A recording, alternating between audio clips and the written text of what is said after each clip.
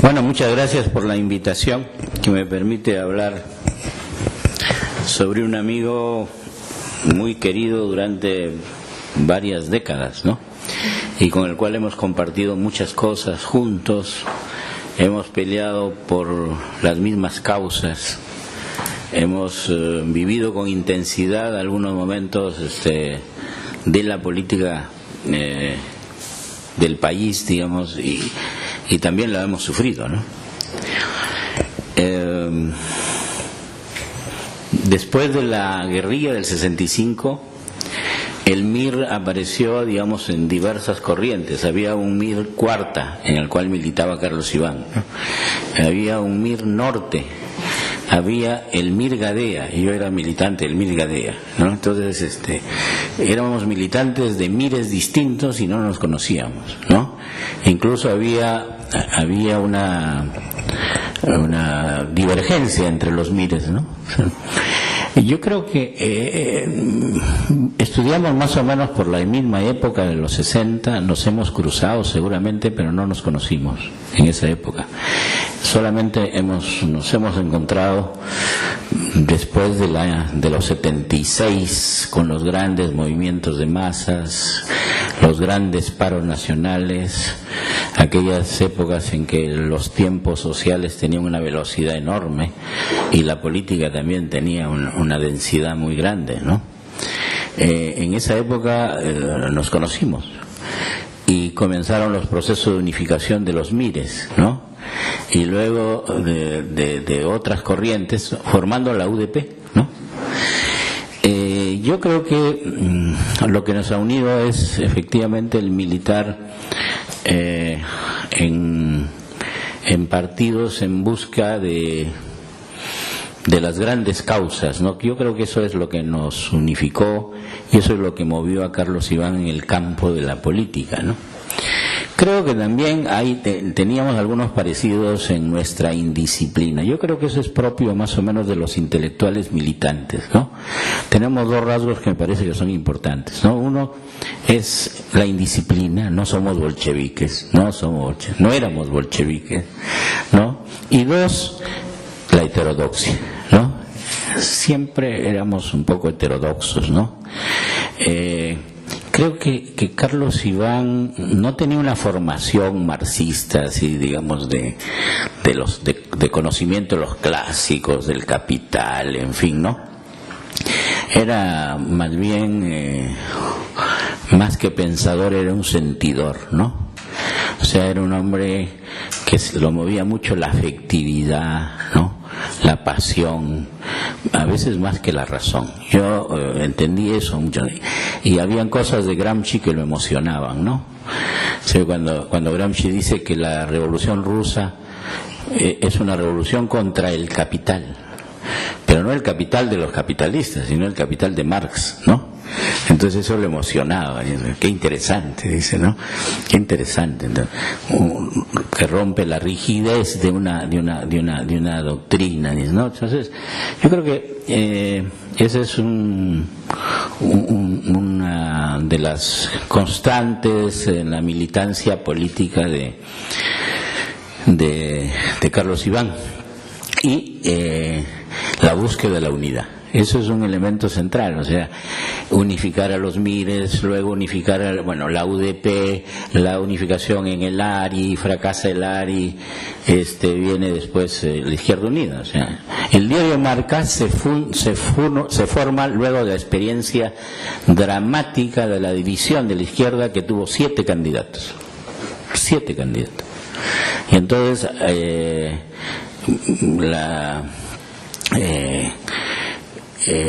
me parece que aparece en mayo del 81, si no mal recuerdo. O sea, ya también estoy olvidando las cosas, ¿no? Apareció con 12.000 ejemplares, y al día siguiente ya estábamos votando 45.000 ejemplares, ¿no? Al día siguiente, porque había una demanda muy grande, ¿no? Claro, al día siguiente también, que sacábamos el diario, aparecía en la puerta del local del diario colgado un perro muerto, ¿no? O sea, señal de que, bueno, quién nos estaba amenazando, ¿no? En realidad, digamos, vivíamos la tensión de no saber de dónde venía la bala, ¿no? De dónde podía venir la bala, ¿no? Porque las amenazas eran de uno o de otro lado, digamos, ¿no? Yo creo que el diario nos enseñó muchas cosas, ¿no? Una es a salir de la capilla, ¿no? Y hablar para el grueso público, ¿no? Eso fue importante, ¿no? Creo que hablar para la opinión pública eso lo aprendimos, todos lo aprendimos. Creo que Carlos Iván ya tenía un cierto training. En todo caso, había una disposición psicológica, de personalidad, había un registro en él de mayor apertura, digamos, ¿no? Aprendimos a hacer periodismo. Veníamos de las ciencias sociales. Generalmente la gente de las ciencias sociales es muy abstracta, muy abstrusa, ¿no? Y no comunica, ¿no? Yo recuerdo que mis primeras columnas, después de leerlas, ni yo las entendía, ¿no? Entonces, Carlos Iván, en cambio, era un hombre, caray, sin duda, yo creo que Carlos Iván es la mejor pluma de la izquierda, ¿no? Quizá con Tito Flores de Galindo por ahí andan, ¿no? Las mejores plumas de la izquierda, ¿no? Y claro, nosotros tuvimos que aprender con mucho más esfuerzo. Carlos Iván escribía con una facilidad y además escribía con 10 dedos. Yo recuerdo que había una competencia con otro genio del periodismo que ya murió, que se llama Sonday, ¿no? Sonday fue en un momento director del periódico y escribía con 2 dedos. Todos sus dedos, cada dedo tenía una pelota así. Con estos 2 dedos escribía rapidísimo y en limpio, ¿no? En ese tiempo no habían las computadoras, ¿no?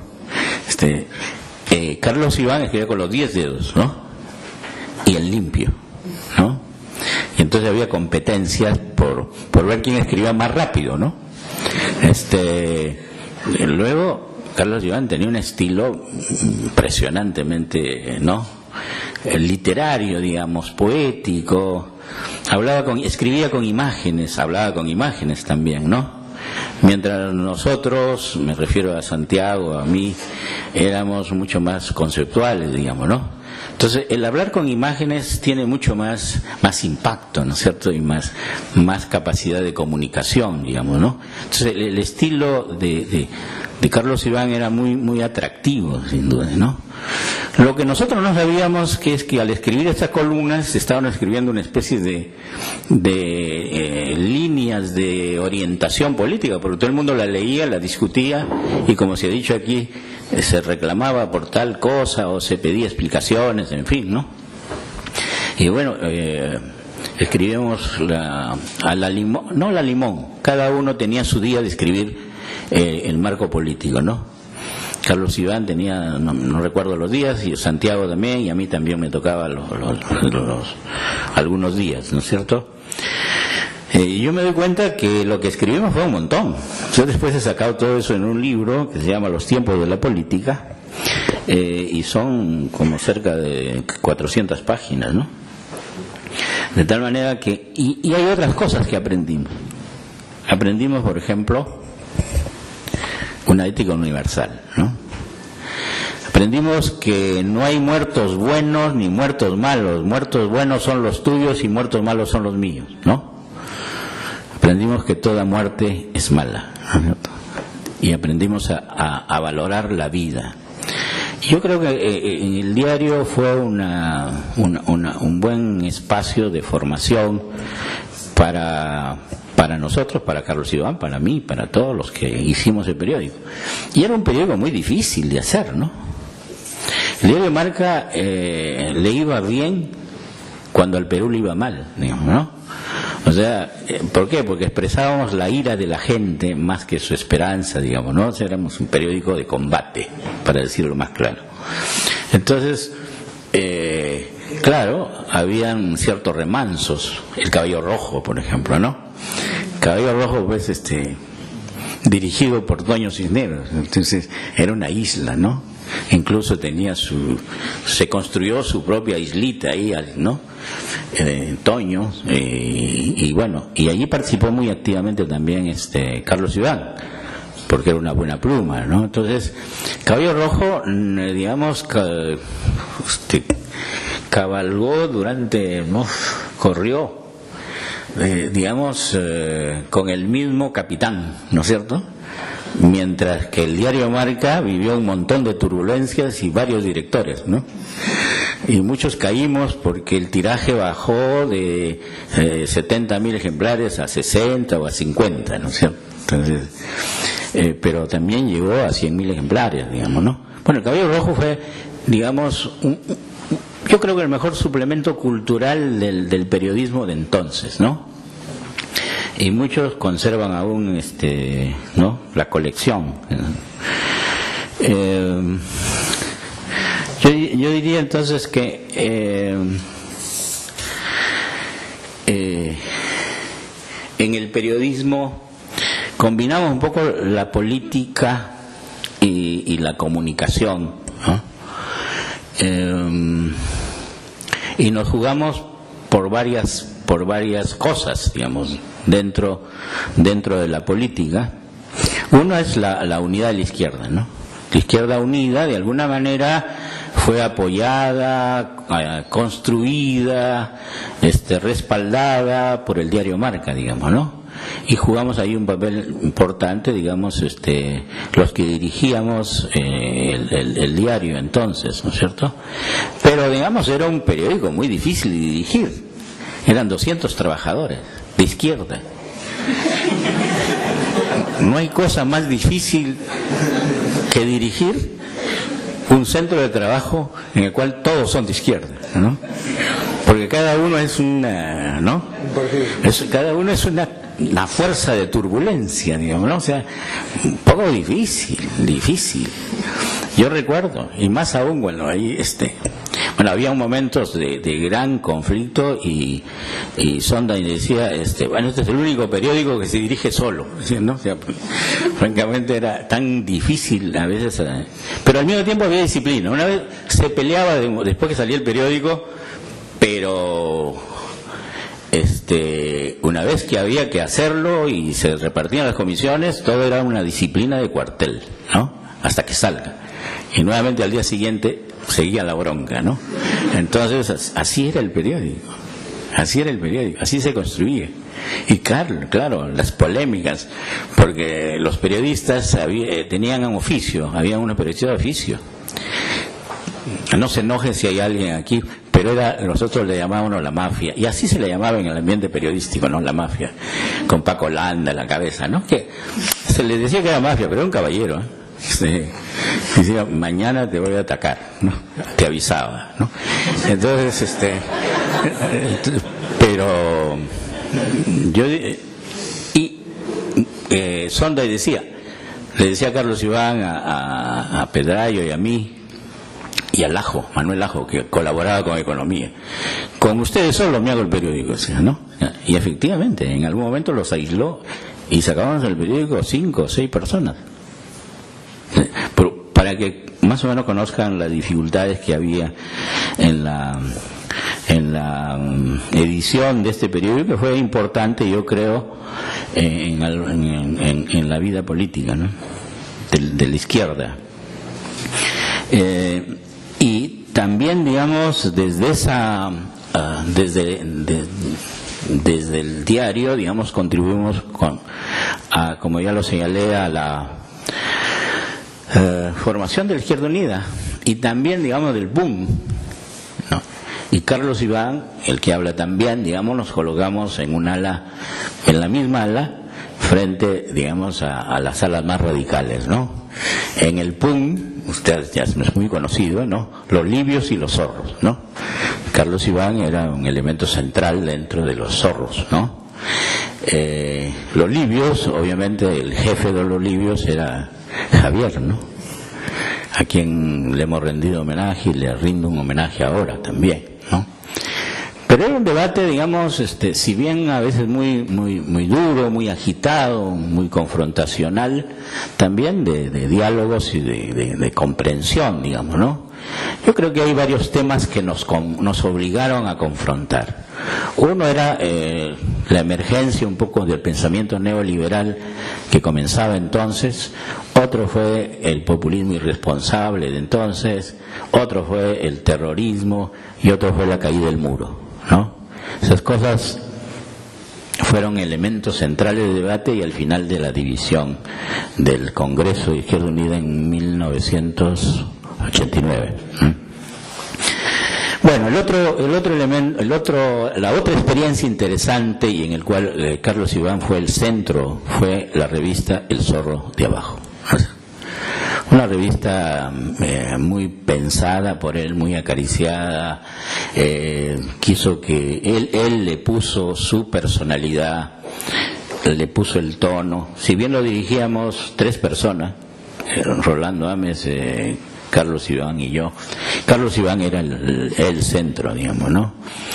Y lo interesante del Zorro no es solamente los temas de debate que ahí se plantearon, ¿no? Y queríamos organizar temas de debate muy interesantes, ¿no? Organizábamos con Carlos Iván debates en mi casa, algunas noches de comida y de debate al mismo tiempo. Por ejemplo, en un momento quisimos organizar un debate que se llama El Perú en el diván, y una discusión entre Pablo Macera y Gustavo Gutiérrez, ¿no? Yo no he contado estas cosas, ¿no? Pero voy a contarlas, ¿no? Entonces, eran debates muy interesantes, ¿no? Bueno, en esa reunión, que iba a ser una reunión muy interesante, se nos fue la mano y le dimos mucho trago a Pablo Macera, ¿no? Entonces, y Pablo Macera comenzó a decir, ¿no?, cosas medias geniales pero locas también, o sea, entonces dijo: Gustavo, el mal existe, estamos hablando de 1989, y ahora ha sido encarnada en Alan García, dijo. ¿Qué dice la teología sobre eso, Gustavo? Entonces, y luego dice: oye, Barrantes, qué mal le ha hecho a la izquierda, dice. Qué pequeña alma que tiene Alfonso, dice. Gustavo, ¿de qué depende el tamaño de las almas? ¿Qué dice la teología sobre eso? Y Gustavo, ciertamente, que es muy pequeño, como ustedes saben, dijo: ciertamente no del tamaño de los cuerpos. Entonces, bueno, desgraciadamente ese tipo no se pudo llevar el diálogo, que hubiera sido muy fecundo, digamos. Otra vez juntamos a Gustavo y a Pancho Arigó, el marxista más erudito de América Latina, para que hablen de Freud. Fue deslumbrante, fue, digamos, el diálogo más rico que yo he escuchado, digamos, sobre dos intelectuales tan brillantes como ellos, ¿no? Y bueno, y todo eso era, digamos, material para el Zorro. Pero Carlos Iván lo que le interesó mucho es romper un poco con la rigidez, la solemnidad, ¿no?, del militante bolchevique, ¿no?, ¿cierto? Y quiso entrar a la subjetividad, ¿no?, a la conciencia, ¿no?, a la vida afectiva del militante, ¿no? Le llamó la atención, por ejemplo, que el militante prácticamente era un hombre sin vida afectiva, digamos, ¿no? Y entonces él entró a hurgar, un poco discutir con militantes de base todos estos temas. Algunas entrevistas salieron en la revista que rompía un poco con todos los cánones del militante bolchevique, digamos, de la época, ¿no? Entonces yo creo que Carlos Iván fue un hombre de muchos registros, digamos, ¿no?